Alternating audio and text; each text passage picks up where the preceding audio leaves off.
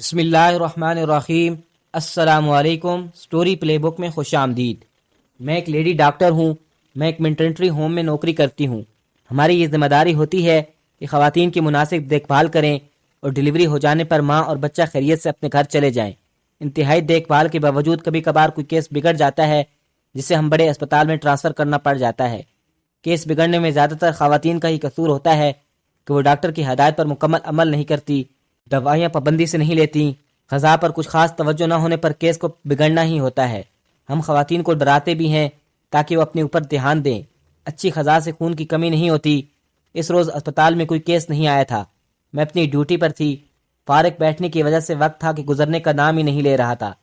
اس لیے وقت گزاری کے لیے میں اپنا پسندیدہ ڈائجسٹ پڑھ رہی تھی۔ گرمی کے دن تھے۔ میں کھڑکی کے پاس بیٹھی تھی اور مجھے ٹھنڈی ٹھنڈی ہوا کے جھونکے لگ رہے تھے۔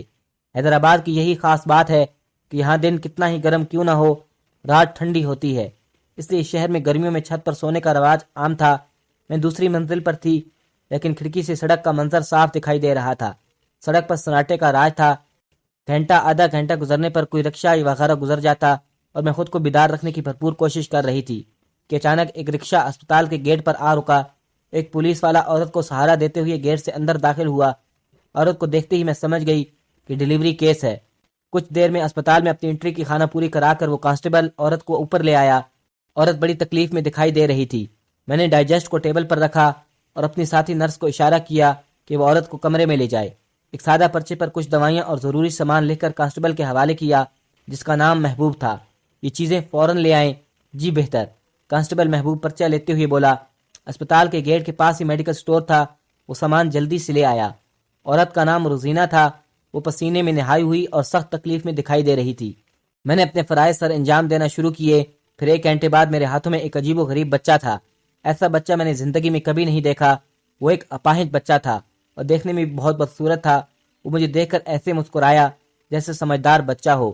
حیرت انگیز طور پر وہ ذرا بھی نہیں رویا۔ حیران پریشان دیکھ کر اس نے زوردار کہکا لگایا۔ میں سمجھی کہ کوئی نرس ہنسی ہے۔ میں نے اپنے ساتھی دونوں نرسوں کو دیکھا۔ وہ بھی حیرانی سے بچے کو دیکھ رہی تھی۔ ان کا کہکا لگانے کا سوال ہی نہ پیدا ہوتا تھا۔ میں نے ان سے پوچھا یہ کہکا کس نے لگایا تھا؟ اس بچے نے ہی لگایا ہے۔ نرس شہلا نے گھبراتے ہوئے کہا یہ کیسا بچہ ہے؟ نرس شگفتہ نے کہا میں خود حیران ہوں، ایسا بچہ میں نے پوری کیریئر میں نہیں دیکھا۔ میں نے خوف سے لرزتے ہوئے کہا اکثر ہمارے پاس ایسے کیس ہوتے رہتے ہیں جن میں کسی بچے کی ٹانگیں جڑی ہوتی ہیں، کسی بچے کے 2 دھڑ ہوتے ہیں، کسی بچے کے ہاتھ جسم سے جڑے ہوتے ہیں۔ اس طرح کے بچے کچھ وقت جی کر انتقال کر جاتے ہیں، مگر اس طرح کا بچہ میں نے پہلی بار دیکھا تھا، اس لیے خوف آنا فطری تھا۔ میرے ساتھ جو نرسیں تھیں وہ بھی بری طرح خوفزدہ تھی۔ اب کیا کیا جائے؟ نرس شگفتہ نے کہا اس کے باپ سے بات کرتی ہوں۔ بچے کو لے کر میں کمرے سے باہر آئی۔ مجھے گھبرایا ہوا دیکھ کر اس کا گھبرا جانا فطری تھا۔ وہ لپک کر میرے پاس آیا۔ جی ڈاکٹر صاحبہ خیریت ہے نا؟ اس نے پوچھا۔ بچے کی ماں خیریت سے ہے نا؟ محبوب نے پوچھا تو میں سوچ میں پڑ گئی کہ اسے کیسے بتاؤں کہ اس کے ہاں کیسے عجیب و غریب بچے کی ولادت ہوئی ہے۔ میری مسلسل خاموشی پر محبوب کے چہرے پر پریشانی سے گہری لکیریں بنتی جا رہی تھی۔ میں واپس روم میں آ گئی اور نرس کو اشارے سے بچہ باہر لانے کو کہا۔ نرس کے بچے کو لانے پر محبوب لپک کر اس بچے کی طرف آیا، لیکن جیسے ہی اس کی نظر بچے پر پڑی وہ گھبرا کر پیچھے ہو گیا۔ اس کا دماغ معوف ہو گیا۔ وہ کبھی مجھے اور کبھی بچے کو دیکھ رہا تھا۔ کچھ دیر تک اس کی یہی حالت رہی، پھر اس نے اپنا چہرہ ہاتھوں میں چھپا کر پھوٹ پھوٹ کر رونا شروع کر دیا۔ اس طرح رونے پر مجھے حیرت کا جھٹکا لگا اور میں ہمت کر کے اس کے پاس گئی اور اس کو دلاسا دینے کی غرض سے بولی ہمت سے کام لو محبوب، اس میں تمہارا کیا قصور ہے؟ قصور سارا میرا ہی ہے ڈاکٹر صاحب۔ وہ جیسے پھٹ پڑا۔ تمہارا قصور؟ میں نے چونک کر اس کی طرف دیکھا۔ ہاں ڈاکٹر صاحبہ، یہ قدرت نے مجھے سزا دی ہے۔ کس بات کی سزا؟ میں نے پوچھا۔ میرے برے اعمال کی سزا ہے۔ پولیس کے محکمے میں آنے کے بعد میں خود کو خدا سمجھ بیٹھا۔ ملزمان سے دوستانہ رویہ کمزور اور بے گناہ اور لوگوں پر تشدد کر کے رقم بٹورنا میرا مشغلہ بن گیا۔ میرے افسر بھی مجھ سے اس لیے خوش تھے کہ میں ان کو کما کر دے رہا ہوں، اور کما کر دینے والے اہلکار افسران کی نگاہوں میں داد و تحسین پاتے تھے۔ یہی میرے ساتھ بھی تھا۔ افسران کا منظور نظر بن کر ایسا موقع ہاتھ سے جانے نہ دیتا جس میں مال حاصل ہو۔ مجھے اچھی طرح یاد ہے جب میری پولیس میں نوکری لگی، میری ڈیوٹی ایک چوک پر رات میں لگی ہوئی تھی۔ رات کا 1 بج رہا تھا۔ سڑک سنسان پڑی تھی۔ ایسے میں ایک نوجوان کا وہاں سے گزر ہوا۔ میں نے اسے اپنے پاس بلایا اور وہ میرے پاس آیا اور حیرت سے مجھے دیکھنے لگا۔ اس وقت کہاں سے آ رہے ہو؟ جی میں کراچی سے آ رہا ہوں۔ اس نے بتایا کہ کراچی سے آ رہے ہو، بس کے ٹکٹ ہے تمہارے پاس؟ میں نے ذرا روب سے کہا بس والے ٹکٹ کہاں دیتے ہیں، ویسے ہی پیسے لے کر رکھ لیتے ہیں۔ اس نے جواب دیا مجھے تو بہت ہوشیار لگتا ہے، جلدی سے بتا چوری کرنے کا ارادہ کر کے گھر سے نکلا ہے نا؟ میں نے اسے گھورتے ہوئے کہا نہیں میں چور نہیں ہوں۔ وہ بکھلایا تو چور نہیں ہے تو پھر اتنا گھبرا کیوں رہا ہے؟ بول کیوں گھبرا رہا ہے؟ میں زور سے چیخا۔ میری چیخنے پر وہ سہم گیا۔ میں نے اس کے سہم جانے کا فائدہ اٹھا کر اس کی تلاشی لینا شروع کر دی۔ اس کی دونوں جیبوں سے کچھ خاص رقم برآمد نہ ہو سکی، صرف 50 روپے ہی نکلے۔ بقول تیرے کراچی سے آ رہا ہے اور تیری جیب سے یہ رقم برآمد ہوئی ہے، بتا دے تو چوری کرنے کے لیے ہی نکلا ہے نا؟ میں سچ بتا رہا ہوں، کراچی میں ایک میت میں شرکت کرنے گیا تھا اور جو رقم لے کر گیا تھا وہ اتنی زیادہ نہیں تھی جو بچ جائے اس سے پہلے کہ میرا دماغ گھومے، میری نظروں سے دور ہو جا، ورنہ میں تجھے لاک اپ میں بند کر دوں گا۔ وہ میرے پیسے، اس نے اپنے 50 روپے کی طرف دیکھتے ہوئے کہا ابھی جا رہا ہے یہاں سے یا چوری کے مقدمے میں لاک اپ میں بند کر دوں؟ میں نے گھورتے ہوئے کہا۔ میرے غصے سے گھورنے پر وہ گھبرا کر بھاگ کھڑا ہوا۔ اس کے اس طرح بھاگنے پر میری ہنسی چھوٹ گئی، جیسے میں نے بڑی مشکل سے روکا۔ وہ مجھے ہنستا دیکھ کر پلٹ سکتا تھا اور میری پہلی کمائی مانگ لیتا۔ میرے سینئر ساتھیوں نے مجھے اس طرح سے سمجھایا ہوا تھا کہ جب بھی تمہیں حرام کمائی کمانی ہو تو اپنے لہجے کو سخت بنا لو، جتنا غصہ کرو گے رقم اتنی ہی زیادہ ہوگی۔ اگر چہرے پر مسکراہٹ آئی تو پھر سمجھ لو کہ تم نے سامنے والے پر جتنا روب ڈالا ہے وہ سب ختم، اور وہ تم سے فری ہونے کی کوشش کرے گا۔ لہٰذا اگر پیسہ کمانا چاہتے ہو تو پھر کسی کو فری ہونے کا موقع مت دو، پھر دیکھو کتنی رقم پیدا ہوتی ہے۔ میں نے اپنا لہجہ سخت کر کے 50 روپے کی رقم کمائی تھی۔ پہلی حرام کی کمائی پر میں بہت خوش ہوا۔ اب یہ میرا معمول بن گیا۔ میری جہاں بھی ڈیوٹی لگتی لوگوں کو بہانے بہانے سے تنگ کر کے ان کی جیبوں سے رقم نکلوانے کا کام کرتا۔ میں خود بھی تھانوں میں دیکھ رہا تھا کہ دوسرے اہلکار کس طرح لوگوں پر ظلم کر کے رقم نکلواتے ہیں۔ طرح طرح سے تفتیش کے نام پر تشدد کیا جاتا ہے۔ عزیز رشتہ دار انہیں تشدد سے بچانے کے لیے نہ جانے کہاں کہاں سے رقم اکٹھی کر کے پولیس اہلکاروں کو رشوت کے طور پر دیتے ہیں۔ جن کی تھانے سے باہر ڈیوٹیاں لگتی ہیں وہ مختلف کاروباری لوگوں اور راہگیروں کو تنگ کر کے ان سے رقوم نکلواتے ہیں۔ یہ سب باتیں مجھے پتہ چلنے پر میرا دل بھی بہت سخت ہو گیا۔ میں کسی پر بھی رحم نہ کرتا، صرف حرام کی کمائی پر میرا سارا زور تھا۔ اس رقم میں کچھ حصہ میرے سینئر کا بھی ہوتا۔ آہستہ آہستہ میں سمجھ گیا سب کو رقم دینے کی ضرورت نہیں، صرف افسر کو خوش رکھو، باقی ساتھیوں کو چائے پر تڑخا دو، یہی ان کی اوقات ہے۔ غلط کام پر جب پکڑنا ہو تو انسان کا حوصلہ بڑھ جاتا ہے۔ یہی میرے ساتھ بھی ہو رہا تھا۔ میرے افسر مجھے ایسی جگہ ڈیوٹی لگا دینے لگے تھے جہاں پر حرام کی رقم زیادہ ہوتی۔ ناجائز کمائی جب آتی تو اپنی واپسی کا رستہ بھی نکال لیتی ہے۔ جوا، شراب، بازاری عورتوں سے تعلقات رکھنا جیسی بیماریاں مجھ میں آتی چلی گئیں۔ دوستوں کے ساتھ کھانے پینے، عیاشی کی محفلیں جمانا میرا معمول بن گیا۔ میرے عزیز و رشتہ دار بھی مجھے بھری نگاہوں سے دیکھتے کہ میں مولوی سپاہی ہو کر خرچ اس طرح کرتا ہوں جیسے کوئی رئیس زادہ ہوں۔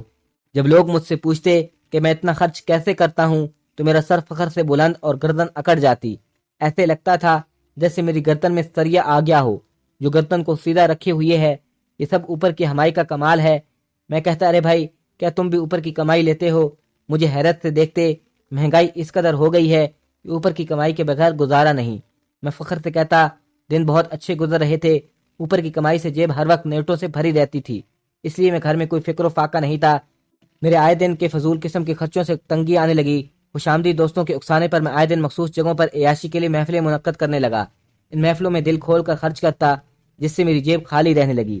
دوستوں کو بھی خاصا مقروض ہو گیا، مگر میں پریشان پھر بھی نہیں تھا، کیونکہ اوپر کی کمائی سے اکثر ایسے مواقع آ جاتے تھے کہ اپنا سارا قرض چند دنوں میں چکا دیتا، اس لیے مجھے دوستوں سے پھر نیا قرض مل جاتا۔ دوستوں کے قرض دینے سے یہ بھی فائدہ تھا کہ وہ میری محفلوں میں کھل کر مفت میں عیاشی کر لیتے، اور میں انہیں مفت میں اس لیے عیاشی کرا دیتا کہ وہ میری خوشامد اور جھوٹی تعریفی کرنے میں بڑی ماہر تھے۔ ان کے منہ سے اپنی بےجا تعریفیں سن کر میرا سر فخر سے اور غرور سے تنگ جاتا۔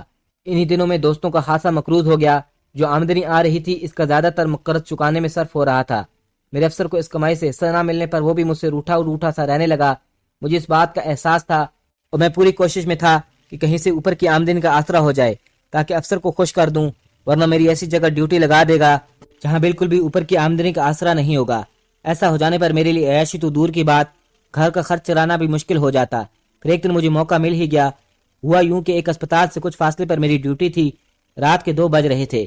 ایک شخص کو میں نے موٹر سائیکل پر آتے دیکھا۔ اسے دیکھ کر میں نے رکنے کا اشارہ کیا۔ اس نے گاڑی روک دی۔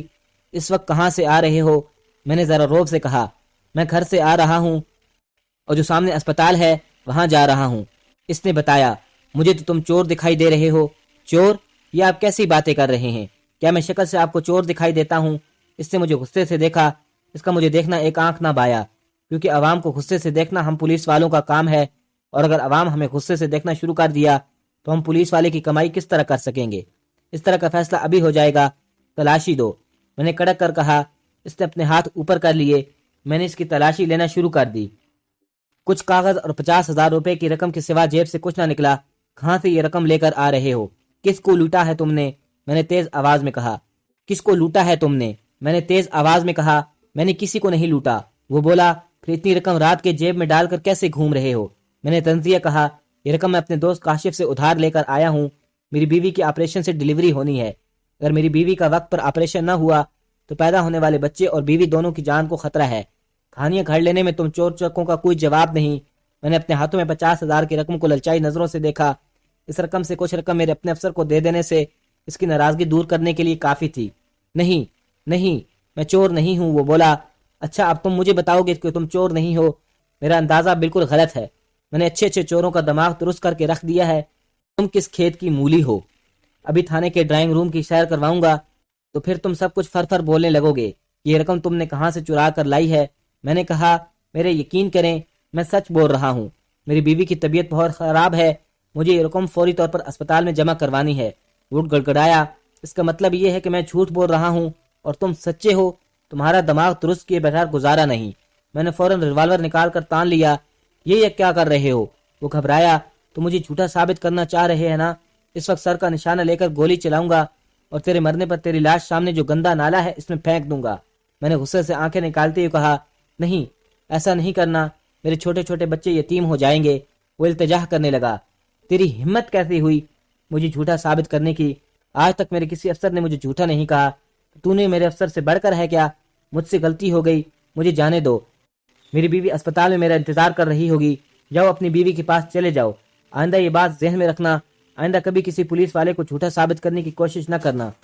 میں تمہیں چھوڑ رہا ہوں لیکن دوسرا پولیس والا تمہیں زندہ نہیں چھوڑے گا۔ میں نے اسے ایسے کہا جیسے اس پر احسان کر رہا ہوں۔ میرے پیسے، اتنی بدتمیزی کرنے پر پیسے لینے کی توقع رکھتا ہے؟ زندہ رہنے کے لیے چپ چاپ چلا جا اور پیسوں کو بھول جا۔ ایسا ظلم نہ کریں، یہ بڑی مشکل سے پیسے لے کر آیا ہوں، کہیں اور سے اتنی جلدی پیسے ملنے کی امید بھی نہیں۔ وہ میرے پاؤں میں گر پڑا اور گڑ گڑانے لگا۔